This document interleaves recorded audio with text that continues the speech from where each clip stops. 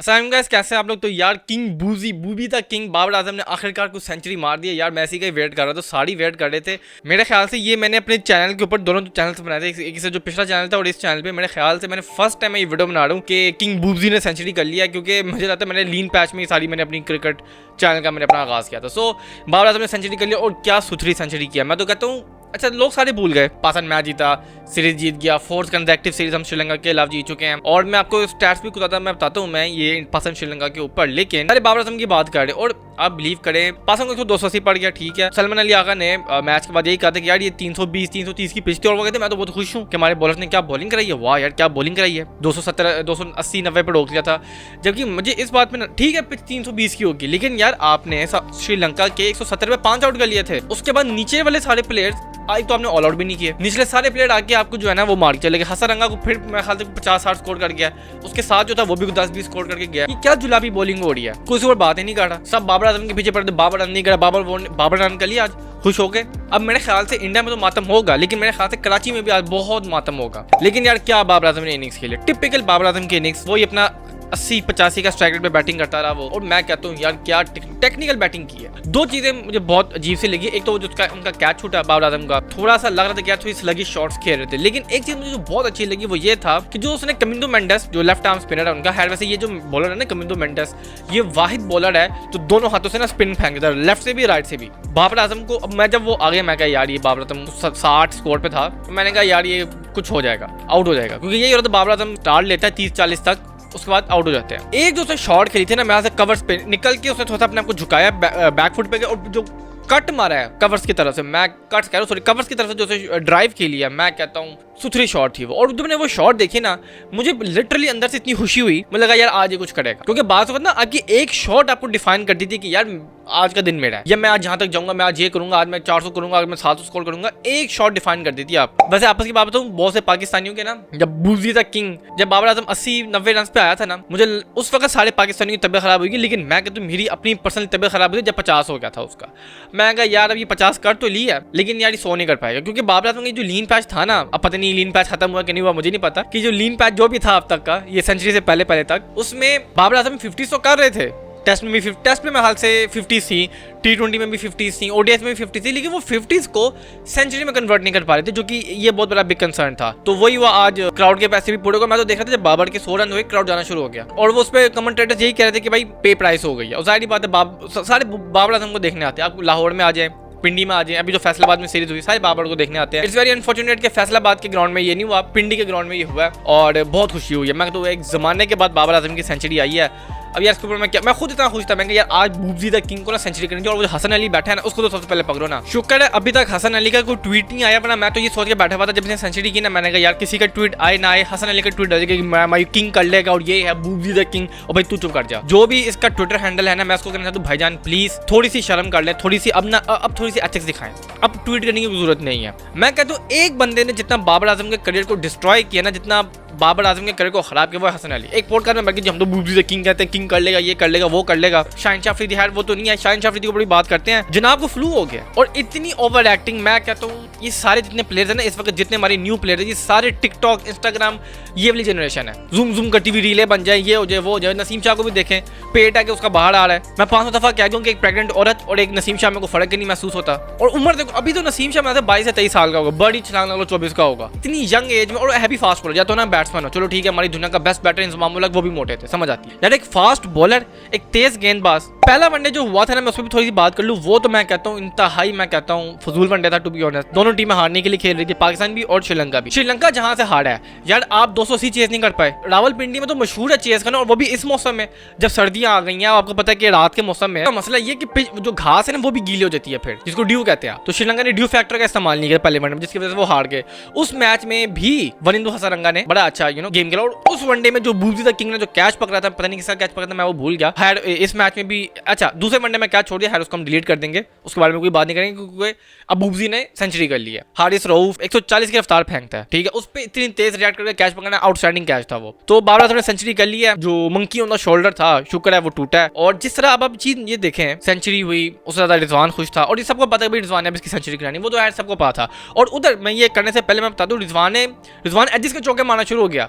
उधर लोगों ने अपनी जूतियां निकाली, उन्होंने कहा बस करो यार क्या करे, और मैं आपको लिख के देने को तैयार हूँ। अगर रिजवान उधर ग्लोरी शॉट की तरफ जाता ना तो लोगों ने खड़े खड़े रिजवान को भी और स्टेडियम को भी आग लगा देंगे। खैर वो पता है रिजवान इतना भी कोई पागल तो है नहीं वो, लेकिन मैं ये कहता कि जब बाबर आजम ने जब सेंचुरी की ना उसके बाद जब वो गिरा है यार, वो गिरा है पूरा, जैसे कहते हैं ना कि शुक्र है हो गया। बोलते हैं कि जब आप एक बैटल जीत जाते हैं, एक जमाने तक आप एक बैटल लड़ रहे होते हैं, फिर आप एक बैटल जीत जाते हैं, तो फिर वो जो विक्ट्री है वो अलग बात है, बाद में सजदा वजदा तो किया वो एक अलग बात है, लेकिन वो जो होता है ना विक्ट्री लैब लेना कि बस हाँ शुक्र है हो गया, वो था। और वो लिटरली गिरा है पूरा। अब बाबर आजम की इनिंग्स को थोड़ा सा हम देखते हैं। 55 to 60% रन बाबर आजम के, सिंगल डबल है, सारी उसकी चौके छक्के, सारे चौके हैं, छक्के तो हर मारा नहीं, छक्के मारने की जरूरत भी नहीं है, वनडे है, 50 ओवर की गेम है, छक्के मारने की क्यों जरूरत है। अब बाबर आजम ने कुल 102 स्कोर किया और नॉट आउट किया। ये बड़ी चीज है कि बाबर आजम की जो एक एवरेज डिक्लाइन आ रही थी।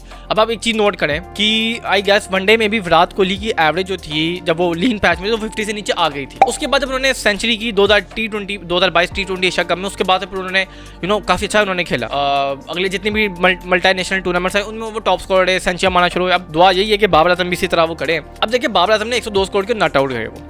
अब 102 में 8 चौके होते हैं 32 रन, ठीक है। इसमें अगर आप बाकी सारे रन से निकाल दे तो वो बनते हैं तकरीबन 70 रन उसने से भाग इधर उधर भाग के लिए, सिंगल डबल, उसमें मेरे ख्याल से कुछ 40-30 तो सिंगल है। ये होती है प्रॉपर वनडे की इनिंग। बाबर आजम आए, ठीक है, अच्छा साइम ने काफी अच्छा शुरू में स्टार्ट दे दिया फखर, और हम हैरान हो गए, उन्होंने कि पावर प्ले लेता थे और 70 स्कोर कर गए हम यार पावर प्ले में। और इसी तरह होना चाहिए कि जब आप 270, 280, इवन 300 चेज कर रहे हो तो पावर प्ले आपका तेज होना चाहिए। पावर प्ले में आप कम से कम भी 70 स्कोर करें, कम से कम भी पावर प्ले में 70, 75, 80 कड़े करें। 77 हमने इस टाइम किया था। तो जब आपका टारगेट 280, 290 से एक्सीड कर जाए तो पावर प्ले आपने जीतना होता है। अब पावर प्ले में आपको कुर्बानी देनी पड़ेगी, जो भी आएगा फखर साई में जो भी होगा, अब्दुल्ला शफीक। अच्छा अब्दुल्ला शफीक से याद है, अब्दुल्ला शफीक को क्यों नहीं रख रहे यार? उतना अच्छा आपका एक बैटर है, टेक्निकल बैटर है, उसको भी रख लो। कम से कम फखर या ये साइम की जगह पे तो रखो ना कि अगर किसी की फॉर्म आउट ऑफ फॉर्म हो उसको निकालो और फिर अब्दुल्ला शफीक को रखो। अब पावर प्ले फखर और साइम के, बल्कि साइम की वजह से हम जीते पावर प्ले। वो यार अगला को 132 के स्ट्राइक रेट पे बैटिंग कर रहा था मतलब पावर प्ले में, वहां से आप जीतो। और जब भी आप बड़ा टारगेट चेस कर रहे होते हैं आपको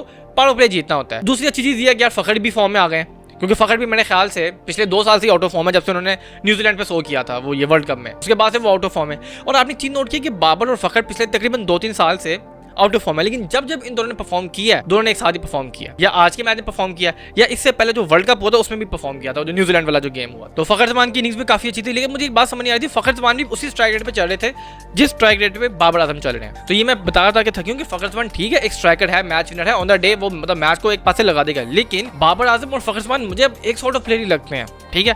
फखर जमान का क्या है, हम क्यों फखर को इतना हाईलाइट करते हैं, उसलिए कि वो 4 बॉलें बीट करके 2 चौके मार लेते, तो जितना 4 बॉलें बीट करते बाबर उधर 4-5 सिंगल ले लेता है। ये फैक्टर है कि हम सिंगलों को वो डिनाई करते हैं, हम ज्यादा जो चौके छक्के मारे हम उसको जरा बड़ा प्लेयर मानते हैं। अब T20 में भी देखिए जो स्ट्राइक रेट है बाबर आजम का वो 130 प्लस है, फखर जमान का भी 130 प्लस है। तो दोनों में फर्क क्या हो, या दोनों के फखर का 190 हो अभिषेक शर्मा की तरह, 200 का स्ट्राइक रेट हो तो समझ भी आए, दोनों का एक स्ट्राइक रेट है। और एक और चीज मैं बता दूं कि विराट कोहली को भी जब उनका लीन पैच आया था उसमें भी विराट कोहली को 83 इनिंग्स लगी थी, मतलब 84वीं इनिंग्स में उन्होंने मारा था, 83 इनिंग्स तक वो फेल रहे थे, टेस्ट वनडे T20 सारा मिला मिलू के। अब बाबर आजम को भी यही हुआ एग्जैक्ट 84वीं इनिंग्स में, और 83 इनिंग्स के बाद जाके बाबर आजम को सेंचुरी नसीब हुई। और मैं तो पर्सनली बहुत खुश हूँ, क्योंकि जो हम कहते थे ना पाकिस्तान का गोल्डन एज आया था 2021 में, 22 में, 20 में, वो ये था कि बाबर परफॉर्म कर रहा था, उसकी इर्द गिर्द टीम चल रही थी। अब बाबर परफॉर्म नहीं कर रहा, शाहीन परफॉर्म नहीं कर रहा, रिजवान भी आउट ऑफ फॉर्म हो गया था थोड़े टाइम के लिए। तो अब शुक्र है कि ये तीनों जो है ना फॉर्म में आना शुरू हुए हैं, शाहीन का भी थोड़ा रिदम आना शुरू हुआ है, ठीक है। और मेरे ख्याल से अपना क्या नाम है बाबर आजम ने तो सेंचुरी कर ली, रिजवान कभी भी आउट ऑफ फॉर्म नहीं रहा,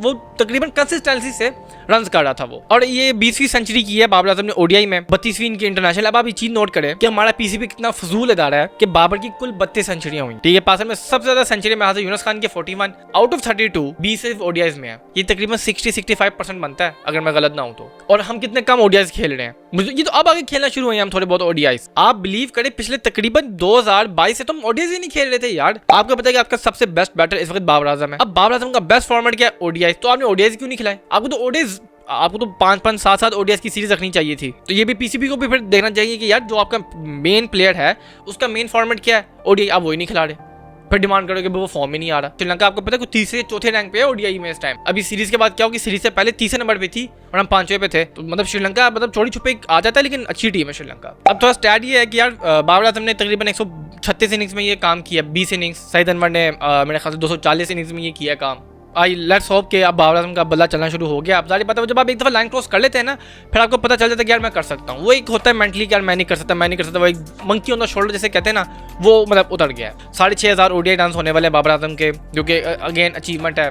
15,000 इंटरनेशनल रन कर चुके हैं। इससे पहले जावेद मियांदाद, सही मेरे ख्याल से यूसुफ, यूनस, इंतमामुल हक, ये जितने जो लेजेंड्स हैं, ये जो ग्रेट्स हैं, इनके साथ बाबर आजम आ चुके हैं। अब कंपैरिजन नहीं बनता, उनकी अलग अब क्रिकेट थी। अब 80s की अलग क्रिकेट बिल्कुल डिफरेंट थी, 90s और अर्ली 2000 की क्रिकेट बिल्कुल डिफरेंट थी, और आज की क्रिकेट बिल्कुल डिफरेंट है। लेकिन ये है कि बाबर आजम ने कम से कम अपने आप को जो लेजेंड्स थे पाकिस्तान के, उनके नाम में अपने आप को रजिस्टर करवा लिया। अभी है कि टेस्ट में भी थोड़ी से सेंचुरी आना शुरू हो तो फिर मजा आएगा। और ये है कि पाकिस्तान ने कंसेक्टिव 4th ODI सीरीज जीत ली श्रीलंका से। पाकिस्तान ने हमेशा श्रीलंका को डोमिनेट किया है। वो अलग बात है कि एशिया कप में श्रीलंका में डोमिनेट करता है, और पाकिस्तान और श्रीलंका ये दो वाही टीम है कि इन्होंने सबसे पहले 100 ODIs खेले हैं। सबसे पहले इंग्लैंड ऑस्ट्रेलिया ने भी नहीं खेले, इंग्लैंड इंडिया ने भी नहीं खेले, ऑस्ट्रेलिया इंडिया ने भी नहीं खेले, किसी ने 100 ODIs नहीं खेले।